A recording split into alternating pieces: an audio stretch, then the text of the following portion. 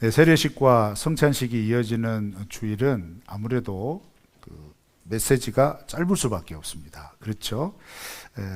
그런데 여러분 그거 아셔요? 세례식 그 자체만으로 그리고 성찬식 그 자체만으로 이미 우리는 하나님 나라 공동체의 중요한 메시지를 본 것입니다.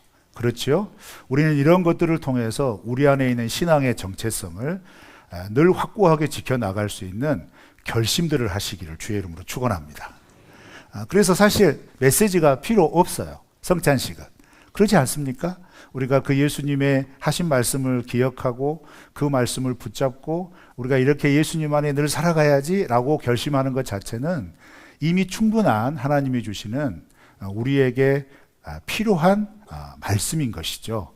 그렇지만 이렇게 결심한 말씀을 가지고 그 성찬식을 하는 주일에 주시는 말씀은 그렇기 때문에 우리에게 좀 더 의미가 있을 거라고 생각을 합니다. 오늘 디모데 전서에 있는 말씀은 1장에서 거짓 교사를 주의해라 라고 하는 이 말씀을 이어서 결론으로 하는 말씀입니다. 왜 거짓 교사들을 주의해야 되는지, 거짓 교사가 누구인지를 먼저 밝히고 그런 거짓 교사들의 가르침으로 인해서 교회 안에 나타나는 문제들이 무엇인지, 결과가 무엇인지를 말하면서 그런 결과로 인해서 성도들의 마음속에 자리 잡을 수 있는 왜곡된, 바르지 못한 신앙생활은 어떤 것인지에 대해서 가르쳐 줍니다. 그래서 이제 이런 바울의 디모데를 향한 가르침을 통해서 우리도 이 가르침 속에서 오늘날 하나님 나라 공동체인 우리 안에서 어떻게 우리의 믿음을 지키고 공동체를 꾸려나가야 될 것인지 간단하게 살펴보도록 하겠습니다. 설교를 시작하는 시간인데 다른 때 같으면 마무리하는 시간과 가까워져 가요. 그러니까 제가 말을 좀 빨리 하더라도 이해하세요. 그리고 잘 들으실 수 있는 은혜가 있기를 축원합니다. 자, 먼저 우리 3절 말씀을 다 같이 한번 읽어볼까요? 시작. 누구든지 다른 교훈을 하며 바른 말 곧 우리 주 예수 그리스도의 말씀과 경건에 관한 교훈을 따르지 아니하면. 네, 교회 안에 들어온 거짓 교사들은 누구냐 했을 때 여기에 보면 첫 번째로 이들은 다른 교훈을 한다 이렇게 얘기해요. 그러니까 이 말은 전제가 무엇이냐면 교회 안에 가르치고 있었던 어떤 그 기준이 되는 말씀들이 있었다는 얘기입니다. 디모데 전서를 쓰여질 시간에는 사실 정경화가 되지 않았겠죠. 그렇지만 우리가 이제 전통적으로 이해할 수 있는 것은 뭐냐면 예수님께서 가르쳐 주신 말씀들이 어느 정도 정리가 되어져서 그 말씀을 가르치고 있었을 가능성이 많습니다. 그런데 그런 말씀에서 벗어난 말을 가르쳤다는 얘기죠. 그러니까 바른 믿음에서 떠난 사람들이 거짓 교사다 이렇게 생각하면 되는데 구체적으로 두 가지의 특징을 가지죠. 첫 번째는 예수 그리스도의 바른 말씀을 전하지 않는다라는 거예요. 예수님이 전해준 말씀을 제대로 가르치지 않는다라는 거죠. 근데 사실 이건 굉장히 예매한 겁니다. 왜 그럴까요? 이제 말씀을 듣는 상대에 따라서 그 말씀을 처음 듣는 말씀이 될 수도 있겠고, 그러면 이게 예수님이 하신 말씀인지 아닌지 분별할 수는 없잖아요. 그렇지만 에베소 교회는 바울이 3년 동안 목회를 했던 교회입니다. 그렇죠? 그러니까 예수님께서 하셨던 말씀, 그 예수님의 뜻을 의지해서 무려 3년을 가르쳤기 때문에 그 가르침과 다른 가르침을 하는 사람들이 나타났을 때는 분명한 비교가 될 수 있다는 거죠. 그걸 분별하라 이 말입니다. 그런데 거짓 교사들은 바울을 통하여서 가르쳐 주었던 예수 그리스도에 관한 말씀이 아닌 그것과 더불어서 어떤 것, 아니면 다른 어떤 것, 이런 것들을 가르쳤다는 얘기예요. 그런 사람들이 거짓 교사다. 그 다음에 이제 두 번째는 후반부에 경건에 관한 교훈이 나타나지 않는다 이렇게 얘기하거든요. 경건에 관한 교훈을 취하지 않는 사람들입니다. 그러니까 말만 번지르르 한데 그 사람들은 경건이 나타나지 않는다는 거예요. 그럼 경건이 뭐냐 했을 때 신구약 성경을 통틀어서 경건이란 이렇게 정리되어 있는 건 없습니다. 정의되어 있는 건 없는데요. 그렇지만 하나님을 경외하며 정리된 삶을 살아가는 삶의 구체적인 모습이다라고 우리가 따라갔을 때, 바라봤을 때 경건은 뭐냐면 하나님의 뜻이 내 삶 가운데 구체적으로 드러나는 모습이에요. 그게 경건입니다. 그래서 예를 들자면 하나님이 기뻐하시는 경건은 고아와 과부를 외면하지 않고 약자들을 돌보는 것이다, 이렇게 말하거든요. 그러니까 하나님을 사랑하고 내 이웃을 내 몸과 같이 사랑하라 라고 하는 이 말씀을 좀 더 구체적으로 일상 속에서 실천하는 모습이 경건이다, 이 말이에요. 그렇지만 우리는 이 경건에 대해서 많은 오해를 가지고 있는 부분도 있죠. 이렇게 의식을 따라서 제도와 형식을 따라서 어떤 예배 행위를 하는 것을 경건이라고 오해하실 수 있지만 성경은 그렇게 말하지 않습니다. 가르침이 분명한데요, 우리의 일상의 삶 가운데서 하나님의 성품을 드러내는 구체적인 행동입니다. 그것이 경건입니다. 자, 그런데 거짓 교사들의 가르침은 그것을 따라가지 않게 하는 거예요. 그것을 외면하게 만드는 겁니다. 그럼 어떻게 외면하게 하느냐 했을 때 4절 5절 말씀을 우리 한번 읽어볼까요? 이어지는 4절 5절인데요. 시작. 그는 교만하여 아무것도 알지 못하고 변론과 언쟁을 좋아하는 자니 이로써 투기와 공쟁과 비방과 악한 생각이 나며 마음이 부패하여지고 진리를 잃어버려 경건을 이익의 방도로 생각하는 자들의 다툼이 일어나느니라. 네, 4절 5절 말씀을 딱 보면 읽으시면 어떤 느낌이 드세요? 거짓 교사들의 가르침의 결과는 늘 그곳에 분쟁이 일어난다는 겁니다. 그래서 초반부에 보면 그들은 바른 복음을 외면하고 무시하는 교만이 있다는 거예요. 그렇게 가르친 결과로 인해서 변론과 언쟁이 일어난다, 이렇게 얘기합니다. 다른 번역은 변론과 언쟁을 어떻게 직역을 하냐면 궤변과 말싸움이에요. 그러니까 하나님의 말씀을 이야기를 하는데 이게 어느 순간 말싸움이 돼버리고 억지를 부리는 것이 되는 거예요. 이거 말도 안 되는 건데, 좀 맥이 안 맞는 것 같은 느낌인데 막무가내로 그렇게 해야 된다고 얘기를 한다는 것이죠. 이제 그런 방법, 그런 경로를 통하여서 이 공동체 안에 그 가르침이 열매를 맺히게 되면 어떤 열매가 나타나느냐? 5가지 열매가 나타나죠. 투기, 분쟁, 비방, 악한 생각, 다툼, 이런 것들이 일어난다는 겁니다. 그러니까 하나님의 바른 복음을 따라 살지 않으면 삶에 늘 트러블이 있다는 거예요. 우리 더 누리교회는 그러지 않기를 축원합니다. 성도와 성도의 관계에서 하나님의 말씀으로 얘기를 할 때 그것이 말싸움이 되고 궤변으로 치닫게 되면 이건 하나님의 뜻이 아닌 거예요.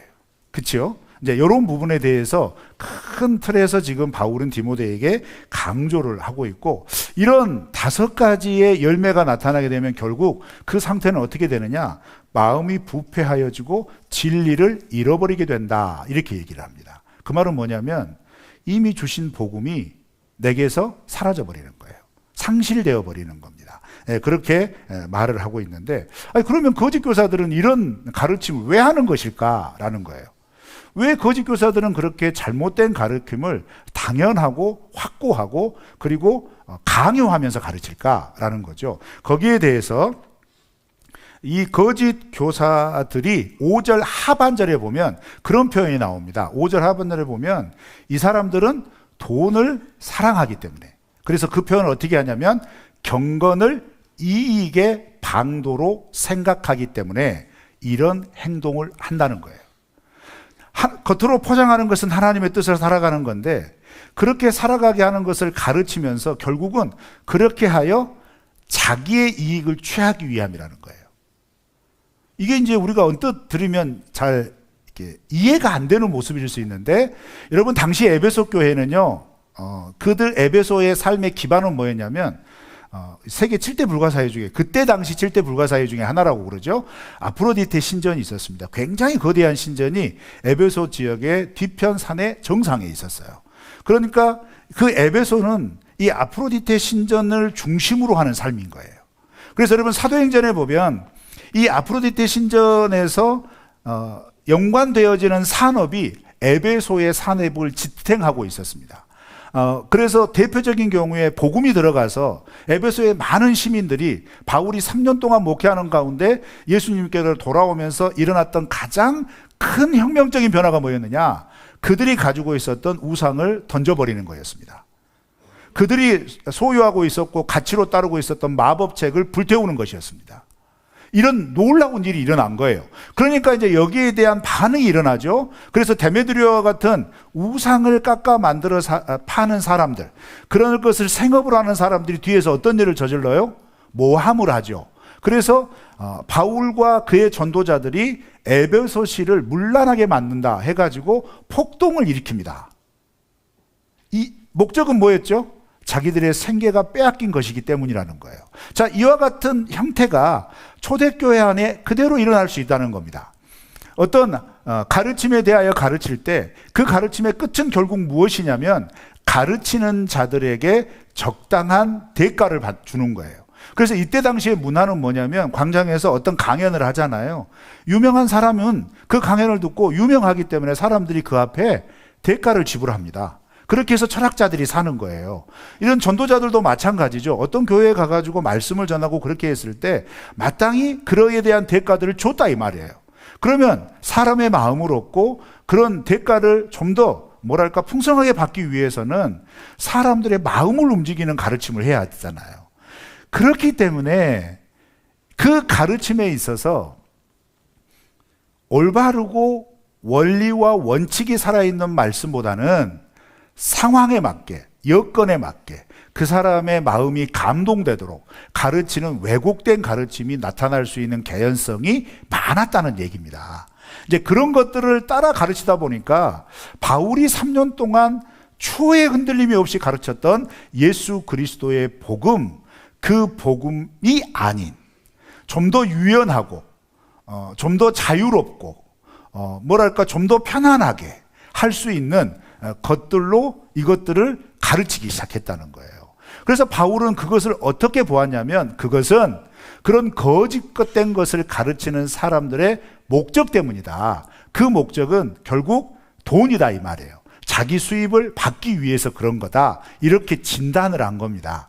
그래서 그런 가르침으로 인해서 6절부터 10절 말씀은 그런 모습을 보고 그럼 디모데 너는 에베소 교회 성도들에게 어떻게 가르쳐야 되느냐라는 거예요. 그래서 6절부터 10절의 대부분의 흐름은 어떤 것으로 가냐면 성도들에게 물질 중심의 삶을 살지 말라고 가르쳐라 라는 거예요.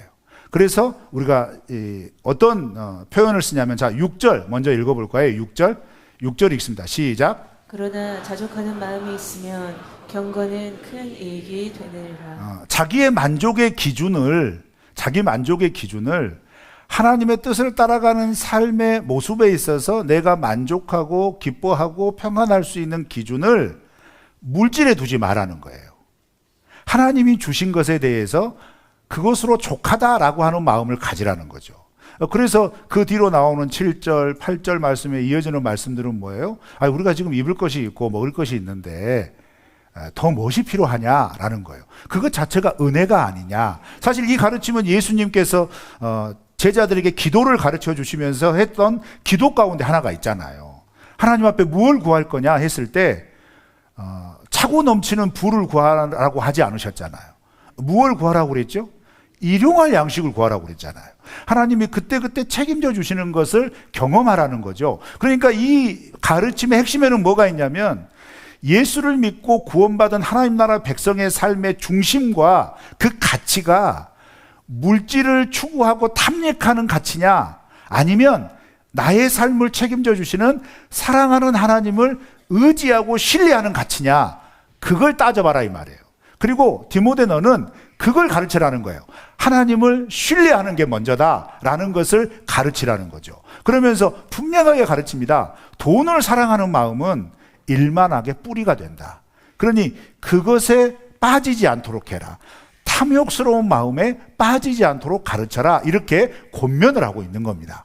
근데 이런 가르침은 바울이 디모데에게만 하지 않았어요. 지금 디모데가 목회하고 있는 에베소 교회 성도들에게 편지를 보낸 에베소서에도 분명하게 이 부분을 가르칩니다. 그래서 에베소서 5장에 가보면 탐심은 우상숭배다.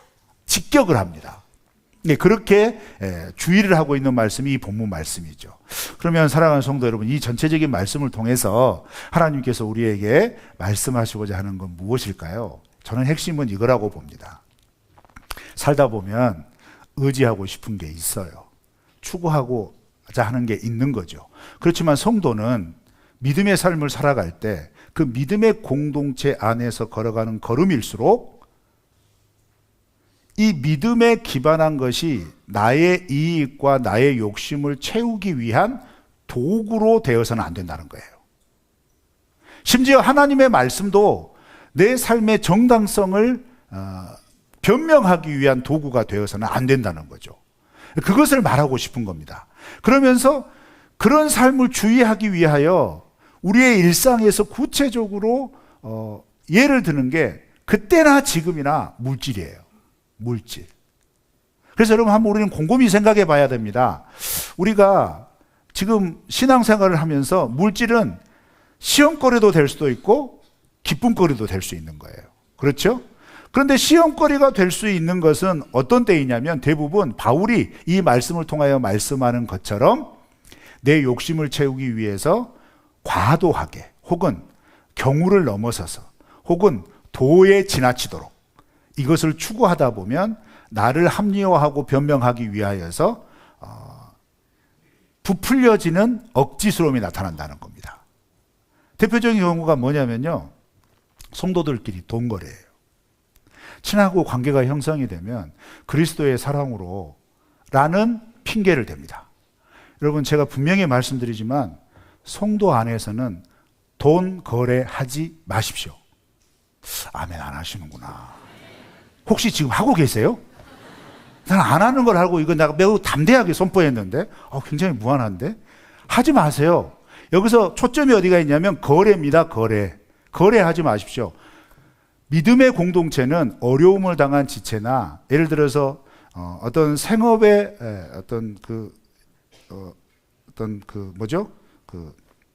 필요한 것들 있잖아요. 물품을 판매한다거나 음식을 판매한다거나 했을 때 성도의 자세는 뭐냐면요.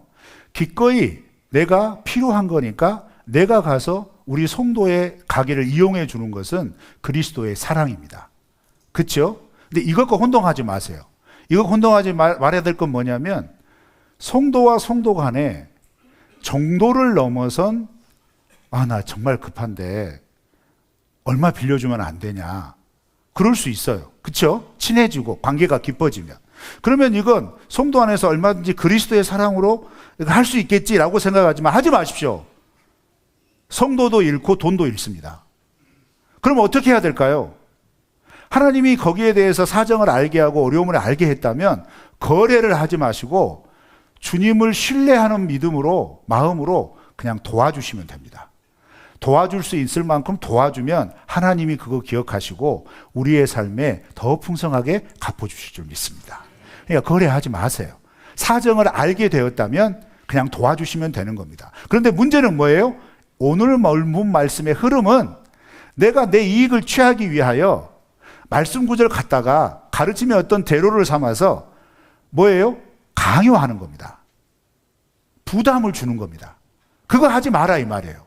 그러니까 우리가 일상에서 삶을 살아갈 때 공동체의 신앙을 지키는 가장 중요한 것은 결국 무엇이냐면 하나님이 주시는 풍성한 마음으로 기꺼이 돕는 마음과 그 다음에 어쩔 수 없이 부담스러워지는 상황 가운데 취해야 할 그 경계선 가운데서 그리스도인들은 어떤 모습을 취해야 되냐면 내가 필요하면 사줄 수 있어요.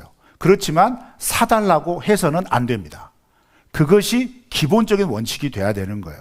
제가 말씀을 준비하면서 이 말씀을 꼭 드려야 되겠다는 마음이 들었던 게 뭐냐면 여러분 지금 우리 교회는요 올해 들어서 작년부터 목장 모임이 잘 되고 있습니다. 계속해서 목장 모임 하려고 노력들을 하세요. 그리고 전도회 모임도 마찬가지고 그러다 보니까 어떤 계기가 돼서 이렇게 모임들이 생기게 되면 어떤 일이 생기게 되냐면 내밀해지고 친분해질수록 이런 일이 일어날 수 있는 개연성이 충분합니다. 특별히 개하지 마십시오. 개하지 마세요. 진짜 하지 마세요. 시험 듭니다. 교회 공동체를 무너뜨리는 겁니다. 그것은요 그리스도의 사랑으로 할 게 아니에요. 왜냐하면 그건 뭐죠? 특별히 이제 예를 들어서 내가 다양한 개는 잘 모르는데요. 하여튼 우리가 알고 있는 개는 목적이 뭐죠? 내 이익이잖아요. 이익에는 반드시 그 마음에 고통이 따라올 수 있어요. 잘못하면. 그러니까 공동체에서는요, 아니 도와주고 내가 필요한 것은 얼마든지 우리 성도들이 하고 있는 어떤 것을 이용하면 됩니다. 그건 사랑입니다. 그렇지만 물질을 가지고 거래하는 것은 해서는 안 될 겁니다. 그것은 공동체를 무너뜨리는 거예요. 왜 무너뜨리는지 아세요? 하나님보다 그 개가 우선이 되기 때문에 그렇습니다. 하나님을 신뢰하는 마음보다 그것을 통하여 신뢰하는 마음이 더 커지기 때문에 그렇습니다. 그래서 우리는 어떤 상황 가운데서도 하나님을 더 신뢰하는 것에 믿음의 시도를 하시기를 축원합니다. 여러분, 인간관계나 물질이 우리의 필요를 책임져 주지 않습니다. 우리의 문제를 해결해 주지 못합니다. 우리는 우리의 삶을 주관하시고 인도하시는 하나님께 우리의 문제를 내어놓을 수 있는 믿음으로 사는 사람들입니다. 그렇기 때문에 그 부분에 있어서는 여러분 주의하시기를 축원합니다.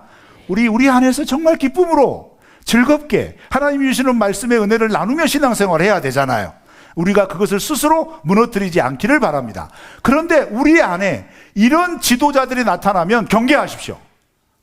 그거 분별해야 된다 이 말입니다. 우리의 리더십들 가운데 이것을 당연하게 얘기하고 합리화시키고 이런 것들이 나타나면 그 부분에 대해서 단호하셔도 됩니다. 그것은 공동체를 살리는 겁니다.